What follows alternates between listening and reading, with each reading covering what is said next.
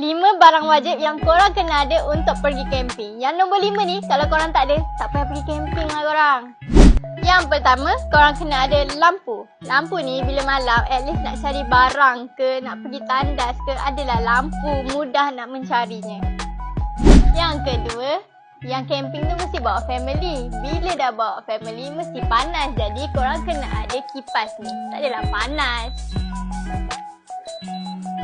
Yang ketiga, korang kena ada ground sheet. Ground sheet ni fungsi dia untuk mengelakkan daripada kemah korang terkena benda-benda tajam. Yang keempat, korang kena ada fly sheet. Fly sheet ni ikut bajet korang. Kalau kemah korang dah double layer, tak perlu pasang fly sheet. Tapi kalau tak double layer, beli untuk cover kemah ataupun tempat lepak sahaja. Last sekali, kena ada kemah. Kalau tak ada kemah, macam mana nak pergi camping? Betul tak?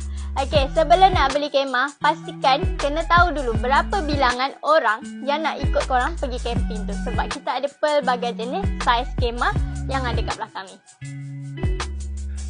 Jadi, yang mana yang tengah mencari barang-barang keperluan camping, korang boleh datang kedai kita dekat Space UA Mall Shah Alam ataupun boleh saja hubungi kami di nombor di bawah. Jangan lupa like, follow and share untuk video seterusnya. Bye!